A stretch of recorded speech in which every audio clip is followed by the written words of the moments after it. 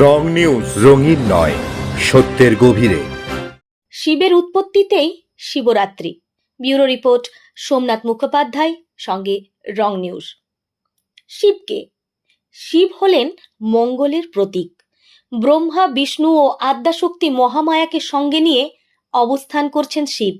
তিনি জন্ম মৃত্যু রহিত, তার পিতামাতা নেই, তিনি স্বয়ম্ভু। শিবের প্রতীক শিবলিঙ্গ। এখন শিবলিঙ্গের উৎপত্তি সম্পর্কে কিছু কথা বলতে গেলে প্রথমেই চোখ রাখতে হবে পৌরাণিক উপাখ্যানে। সে কতকাল আগের কথা। কে বড় কে ছোট তা নিয়ে মতপার্থক্য চরমে উঠেছে দুই মহাশক্তি ব্রহ্মা ও বিষ্ণুর মধ্যে। নিজ নিজ শ্রেষ্ঠত্বের প্রমাণে যুযুধান দুই মহাশক্তি। এদিকে সমগ্র জগৎ সৃষ্টিকর্তা হিসেবে প্রজাপতি ব্রহ্মাকেই জানে, কিন্তু ব্রহ্মার উৎপত্তি যে স্বয়ং বিষ্ণুর নাভিপদ্ম থেকে, সেখানে মীমাংসা কি?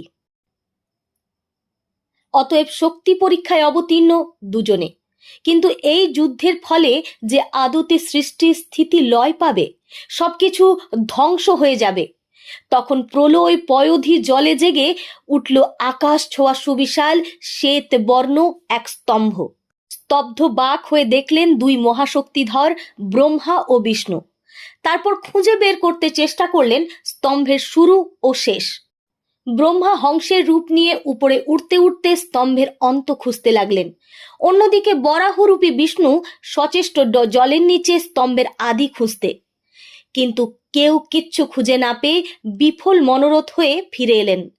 তখন আকাশ বাতাস সমগ্র বিশ্ব চরাচর বিদীর্ণ করে ধ্বনিত হলো দৈববাণী, বাজলো বিষাণ। আমার আদি নেই, আমি অনাদি, আমার অন্ত নেই, আমি অনন্ত। আমাতেই সব রয়েছে, আমি রয়েছি সবেতেই, যত্র তত্র সর্বত্র।